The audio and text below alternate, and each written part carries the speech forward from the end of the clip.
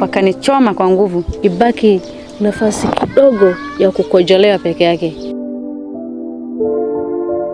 Ukiinterfere na nature lazima pia iko na madhara yake. Time kuzaa mtoto amekufa. Ile mtoto alitoka kutoka tena ile uterus ilianguka chini mpaka ile rokoto.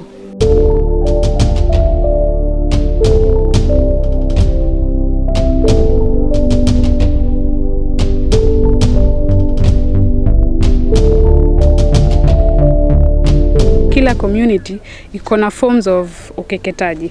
Unaweza pata kuna community inatoa clit peke yake, kuna ile community wanasema wanaziba, alafu kuna wengine wanakata kila kitu ndani, wanabakisha zile edges za kando kando. Female genital mutilation comprises all procedures that involve partial or total removal of the external female genitalia or other injury to the female genital organs for non-medical reasons. We have beautiful cultures in Africa, uniting countries of this great continent and making it unique.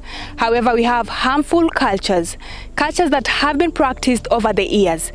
However, this doesn't justify the negative impact that these cultures have, especially on women and girls.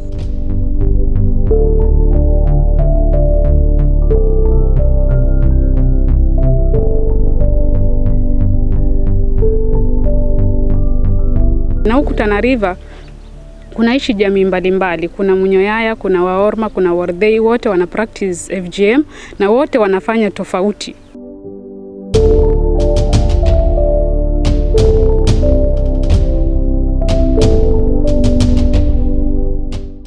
Though at a young age, they can vividly remember the pain, the tears they shed, and how helpless they were while undergoing the cruel cut. A cut that none knew will follow them throughout their life, following the removal of their female genitalia and sealing of the vulva to just a small opening.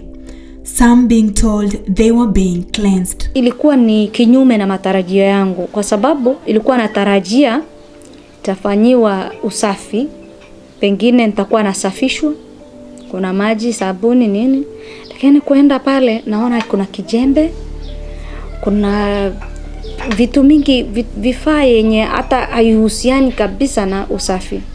Sasa nikaanza kushikwa mikono, nikalazwa chini, mara nikaona navutwa. Baada ya muda kidogo nikasikia nakatwa. Nyama yangu, na si ati wanakata mara moja na wanaacha, ni kama nyama inakatwa mara kwa mara. Sasa nasielewi ni kwa nini wananifanyia hivyo. Mimi nimekeketwa nikiwa na miaka 5. Na hiyo wakati nilikuwa sijui. Miaka 5 ni mtoto mdogo sana ambaye bado akili yake. So nilikeketwa hiyo wakati, na hiyo wakati mimi sikuwa mlemavu. Nimelema kwa sababu ya FGM. Sasa mimi niliona tu watoto wanafanywa ukeketaji, ni watoto wa rika yangu, na mimi nikaingia nikafanyiwa. Mimi nimekeketwa nikiwa miaka 4 na nilikuwa sijui. Nimekuta tu kina mama wamekuja, hata nilikuwa sijui. Walikuja akanishika wanawake wengi na wamenikeketa na wameniweka nyumba. Na baada ya kukeketwa pia, kama sisi wafugaji hatuchagui bwana, wao ndio wanatuchagulia bwana. So wanachukua ng'ombe ama mbuzi, wanakuoza bwana ambaye wewe hupendi. Njoo wao wanasema ni kimila.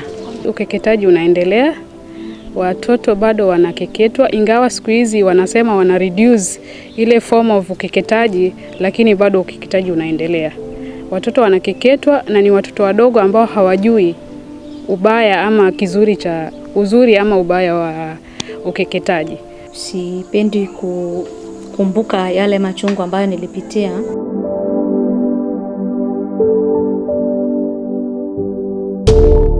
Female genital mutilation is classified into 4 major types. In type 1, the clitoral glands are partially or totally removed. Type 2 involves partial or total removal of the clitoris and the inner lips of the female genitalia. Type 3 is also known as infibulation, which involves removal of the external female genitalia and sealing of the vulva such that only a small opening is left for the purpose of passing urine and menstrual blood. Type 4 includes other harmful procedures to the female genitalia like pricking, piercing, incising, and scraping of the genital area.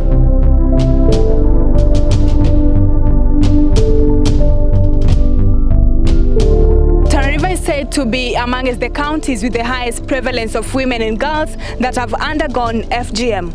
Communities here, mostly pastoralists, practicing type 3 of FGM, infibulation. Abshiro Ahmed was married at the age of 15. Having undergone the practice, this marked the beginning of her anguish, from infections to extremely painful menstrual cramps, as she was left with a very narrow vaginal opening. Nimeenda nikamwelezea daktari vile ilikuwa, mkojo huwa inaniwasha, siwezi zuia mkojo.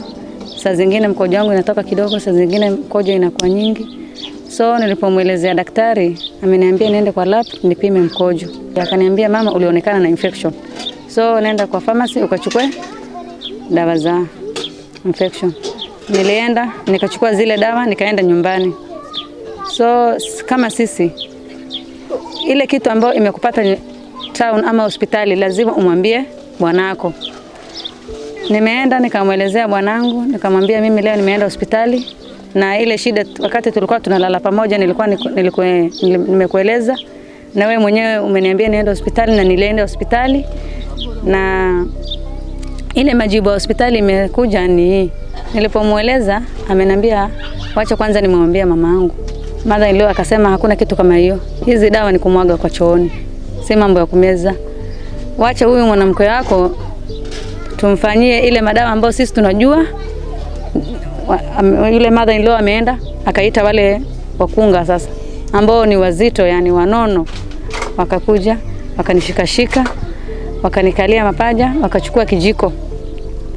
I think ningewaonesha hiyo kijiko vile inakaa. Ile kijiko liweka kwa moto mpaka ikakuwa red. Wengine wamenikalia hapa, wengine walinishika mkono side, wakanichoma kwa nguvu. The pain of losing a child is unbearable and even worse and unimaginable when the baby dies in the womb. Mimi nimekeketwa nikiwa na miaka 7 na nimeolewa nikiwa na miaka 17. Nilipoolewa, siku ya kwanza nilipoolewa, kuingia kwa nyumba nimeshinda kulala na bwana. Hiyo mpaka uongezwe njia tena na mwenye alikukeketa. Nimeongezwa njia. Nikapata mimba ya kwanza. Pata mimba ya kwanza nikapata shida sana kuzaa. Manake sehemu ikikatwa, ikishonwa, ikatwe, ishonwe tena inazidi kwa ndogo tu, inakuwa ngumu. Hata hivi juzi nimejifungua, mtoto wangu alishindwa kutoka. Nimekaa kwa nyumba, nikapeleka hospitali. Kupeleka hospitali mtoto anataka kutoka na hawezi kutoka. Mpaka mtoto amenyongeka, time ya kuzaa mtoto amekufa. Sina mtoto sasa. Huyo mtoto alikufa kwa sababu ya FGM. Fatma's agony will continue after her firstborn daughter was born with cerebral palsy, a matter attributed to infibulation. Pata mimba ya kwanza nikapata shida sana kuzaa. Siku 7 ilikuwa naumwa hospitali. Wanangojea mtoto akuje na njia hakuna. Nafasi ni kidogo kwa sababu hiyo kukeketwa. So niliumwa siku 7, baadaye wakaniambia mpaka ukatwe na juu, utolewa na juu. Nikatolewa na juu. Mtoto nimefanywa operation. Mtoto wangu sahi ako na miaka 12 na kutembea hatembei, kuongea haongei. Kwa sababu wakati wake ya kuzaa, wakati ilikuwa nimeanza kuumwa, ile wakati yake kuzaa imepita. Amechelewa ndani ya tumbo. Mpaka sahi mtoto wangu amelema. Mpaka sahizi hatembei na ako na miaka 12. Abshiro thought she had had it all, not until she became pregnant and lost her uterus due to complications during birth. Wakati wa kujifungua, ukienda hospitali, wale wengine ambao hawakeketi wakienda hospitali wanaangaliwa, alafu wanaambiwa njia yenu iko sawa, laleni kwa kitanda wanazaa. Sisi kama wafugaji tunaambiwa mtembee. Leo unapima, si nyinyi ndio mmekeketwa, hebu nendeni mkatembee basi. Hakuna kitu iko tayari sasa. Nendeni mkatembee. basi sisi yule mama ambaye anataka kujifungua, wale wakunga, mandugu zako wanakufuata na nyuma na hakuna kitu inatoka. Ile kitu ndio inakosa sasa mtoto asitoke. Kama mimi nilijifungua mtoto wa kwanza, wa pili. Yule wa pili sasa ndio uterus ilianguka chini. Paka mbale madaktari wamesema nyinyi ndio mmejikeketa, mimi siwezi angalia. Nani wewe? Paka yule sister ameniambia kwani wewe ulikuwa mjinga wakati ulikuwa unafanya hivyo? Sasa sukuma huyo mtoto akitoka ni hivyo. Asipotoka ni hivyo. Sasa wewe sukuma. Sasa unaambiwa usukume na mtoto pia hajatoka. Ndio hii mambo ya FGM inatuletea madhara nyingi sana. A few meters from Abshiro and Fatma is Uslima, with a birth canal stitched too narrow through infibulation. Not only did she lose her child, but she also developed fistula due to problems in the urinal bladder. Daktari wa huyu mtoto wa kwanza nimezaliwa hospitali ya Garissa. Sasa ikiona nimesimama mkojo, ndiye akaweka pepe.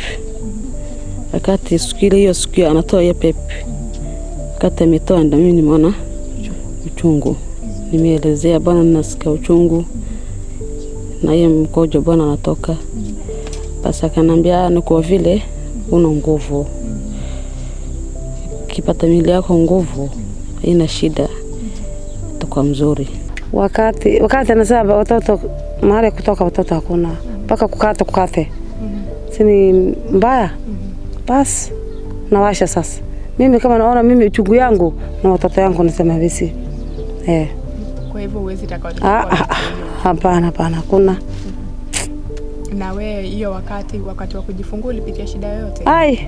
Mimi hakuna shida, lakini wakati na saa msichana ya maso siku 4 bado sana na mtoto kisha yake naona na hakuna kusaa na pressure nasema pana kata mtoto naanguka siku 4 mtoto naona kisha yake na hapana toka nakata miezi 7 mimi ni kidonda tu.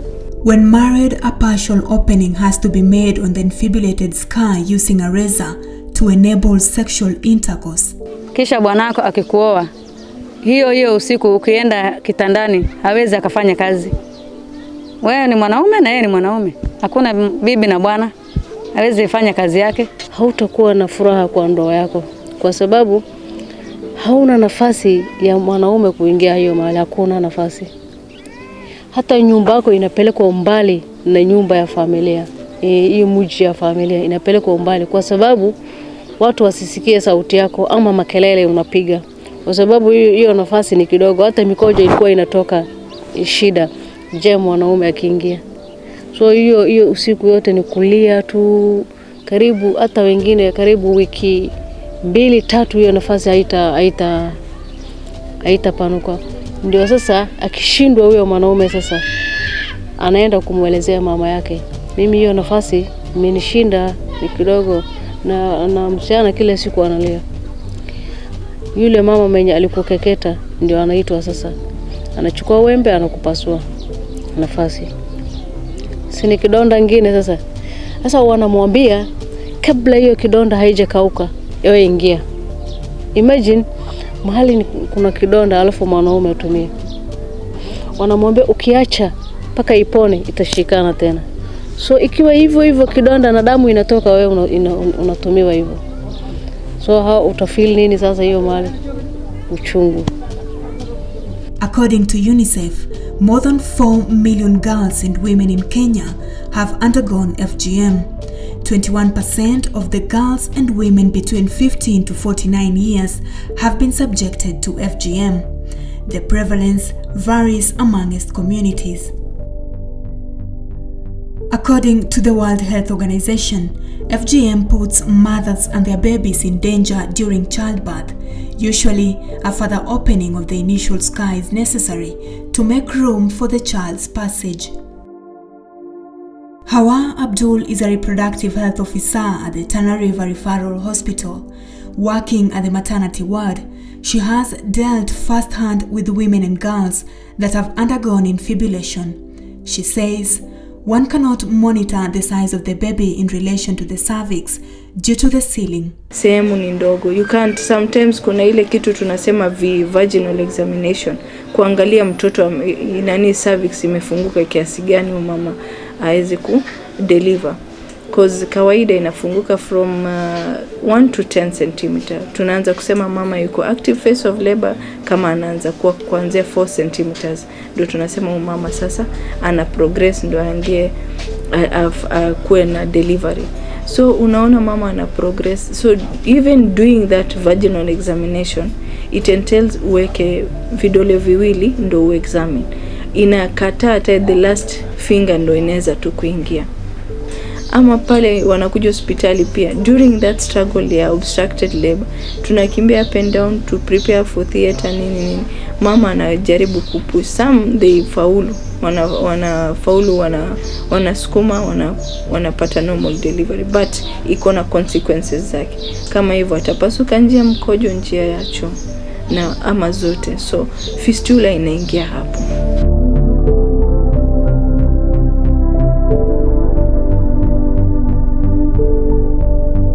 Huyo msichana kisha kiketwa zikisha bondwa anaekelewa, yani anapakwa. Inazuia damu na huwa inamfanyisha msichana shikane vizuri.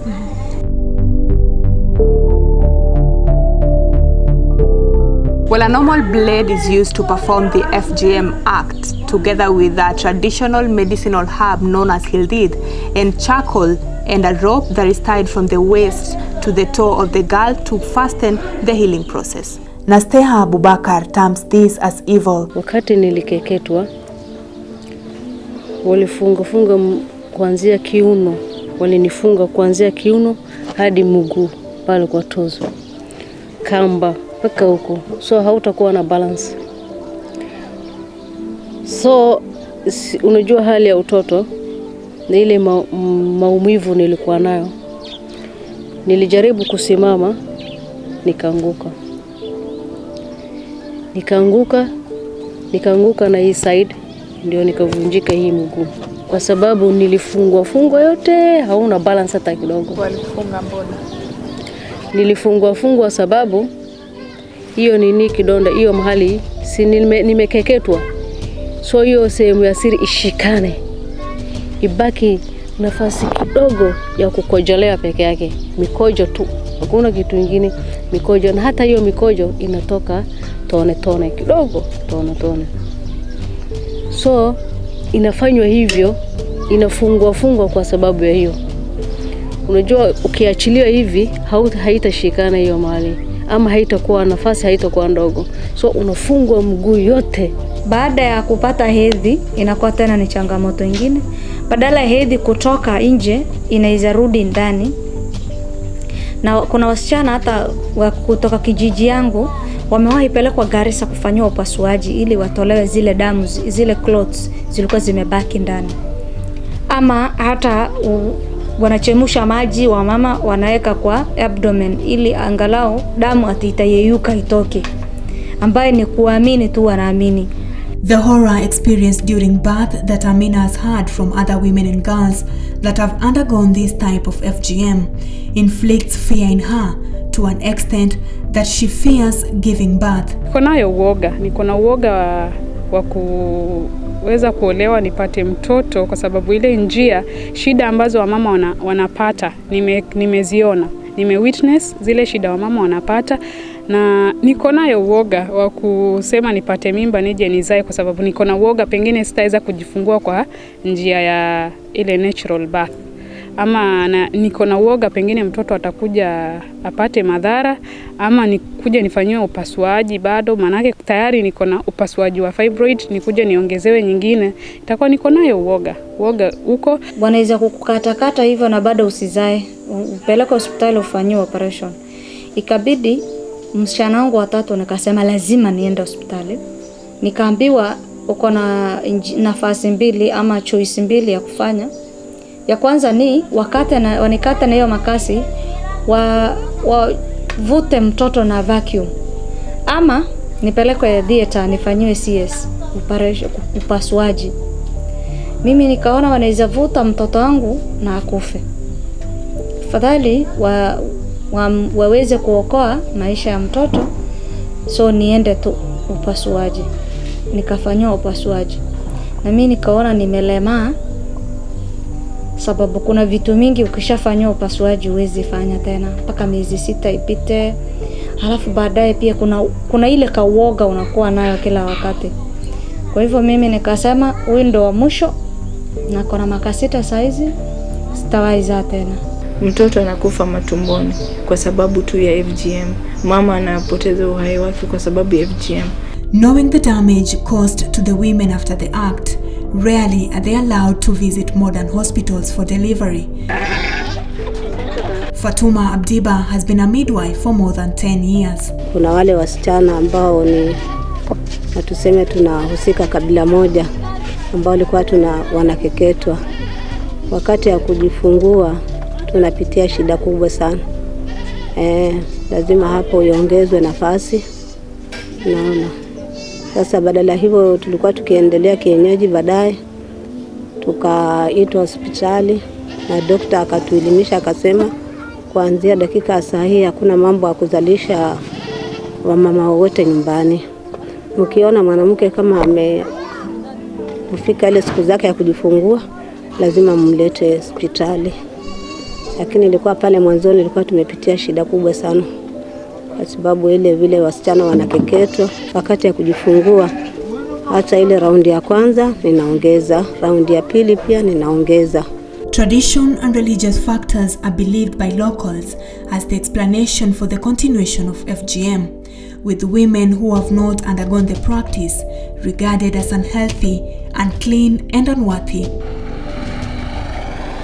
With Tana River County mostly dominated by Muslims, religious leaders take varying positions with regard to FGM. Kwa dini ni haramu. Hakuna sura ambao wanasema mkekete kina mama, hakuna. Kuna sunna ambao Mtume anasema usikate yote, tanusu kidogo tu. Tamshi wala tamhali. Mtume anasema hivyo. Ni sunna. Lakini watu wetu zamani anachukua kama wajib. Si wajib. Ni sunna kwa Mtume. Lakini hakuna aya Qur'ani ambao wanasema mkekete, hakuna. Kila pembe ya Qur'ani, kila shekhe, hakuna shekhe ambao anakuambia aya fulani ndio anasema mkekete, hakuna. Nafikiri umetembea hiki kijiji, uliona kuna manyumba za bati mingi hata kushinda Manyata. Sasa swali yangu ni, kama manyumba zetu za mila na tamaduni yenye inaonyesha hii ni nyumba mzuri ya Kisomali, ama hii ni nyumba mzuri ya Kiorma, ama hii nyumba mzuri ya Kiwardei, tumewacha, mbona tunataka kuendelea na mila ya kugandamiza mtoto msichana, ya kukatakata nyama yake? Kama dini yenyewe inasema haina uhusiano na ukeketaji, mbona tuendelee kufanya na sisi ni Waislamu? Ukeketaji ni kitu ilikuwa inafanywa na Faraun, na wote wanajua ni Faraun ni mtu, Farao ni mtu alikuwa anashindana na Mwenyezi Mungu. Sasa mbona tufate mtu kama huyo mila yake, na ile hali tunajiita sisi na Waislamu, na Uislamu hairuhusu kabisa ukeketaji. According to the FGM Act 2011 in the Kenyan law, a prison sentence of not less than 3 years or a fine of 200,000 shillings or both for baiting FGM, possession of the tools and failure to report a person carrying out FGM. A person who causes death through FGM can be sentenced to a lifetime imprisonment. Tayari katika serikali tumeongeza majukumu ya kwa Department of Enforcement, na tukaongeza counter violent extremism,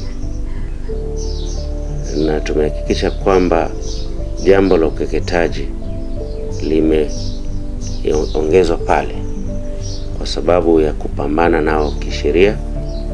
Hivi karibuni wakati department hiyo itapata chief officer wanakupata vifaa vile vinavyohitajika, wataweza kuungana na mashirika mengine pamoja na viungo vingine vya serikali kuanza kuchukua hatua rasmi za kuhakikisha ukiukaji wa sheria ambao unaambatana na mambo ya ukeketaji umechukuliwa hatua.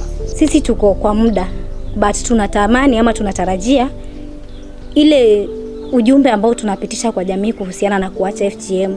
Vile ambavyo tunaongea na wazee wa dini wanasema si jambo ambalo linapaswa kufanya. Then tunaomba tushikane mkono tukiwa youths, tukiwa women, tukiwa watoto, through the schools. Tutasaidiane tu ili at the end tukuwe na watoto ambao wamekubalika katika jamii wakiwa rights zao zimeheshimika. It is an ugly practice, but the hope of these women and activists is to have a community that is free from FGM, a community with girls and women that are empowered, ready to change the world. Having undergone this cruel act, today these women campaign against FGM, educating young girls and the community at large on the dangers of the practice. They often risk their lives to rescue girls. Mtu kama mimi imekuwa watu wananiona ni kama nimefanya ukeketaji, lakini najiona mimi ndo the lost sheep kwa community, kwa sababu mimi nimeelewa yes, lakini community like hawataki hiyo culture yao ikuwe interfered with, wanataka waishi hivyo, na sasa dunia imebadilika. Pengine kina mama hawakuwa wanaumia before. Sasa baadaye nilipoona msichana yangu kitu nilizaa ilikuwa ni msichana, hapo ndo nilijiambia roho yangu. Baadaye ikabidi msichana yangu mimi namweka kwa pembea, akilala tu mimi natoka nikienda kuhamasisha watu kuhusu ukeketaji. Wengi wakaona mimi pengine nimekuwa watu wazimu, lakini hivyo uwazimu wangu ndio umesaidia leo hii wasichana wengi hawajapitia ukeketaji. Ukienda ukisimama mbele ya jamii unachapwa. Mara ngapi tumechapwa? Tunaenda mahali mashinani, tukisimama, tukiongea, mzee anachukua auto bakora, tunachapwa. Tunafukuzwa. Baadaye tukakaa as a team, tukafikiria sasa tutatumia kriteria gani ili sisi tusichapwe na hii FGM ishe. Tukasema wacheni tutumie religious leaders. Unajua sheikh ama ustad akisimama mbele ya jamii aongee mambo ya dini, watu watamsikia vizuri sana. Hawezi fukuza sheikh. Sheikh akaeleza sasa hii FGM haiko kwa dini, ni mila tu potovu, yani mila potovu ambaye hata haina msingi. Mtoto wangu pia nikikata si atapata hivi shida. Siwezi nikubali tena mtoto wangu pia apate shida mimi nimepata. Sasa niambia kina wenzangu wote asokubali shida ambayo tuletee na mkono yetu. Usidare watoto. Na mtu anaona mimi nasema naenda kukatea, na mwambia serikali. Mimi sahi ni wasichana wangu niko nao wawili, sitaki kuwakeketa, na wenzangu pia nawaambia wasikekete wasichana wao kabisa. Nataka iishe kabisa hiyo ukeketaji, msichana tena asikeketwe kabisa. Lakini si kama ni mambo ya kuchoma choma na mambo ya kukata kipisi unakata karibu nusu ya nyama paka ndio wanakula. Wanakata huko wanakata huko wanakata huko wanakata. Hiyo paka ndio wanasherekea. Kumbe wewe huyo paka anakula ni kitu anakula ni haramu tu, hata Mwenyezi Mungu hajasema mwanamke akatwe. Na si dini. Kila masheikh wanatuambia tuko na msikiti najua sasa hivi mmepitia kwa msikiti. Leo ilikuwa ni Friday walikuwa wanatangaza hii mambo ya FGM. Sasa nataka watu wakomeshe ukeketaji.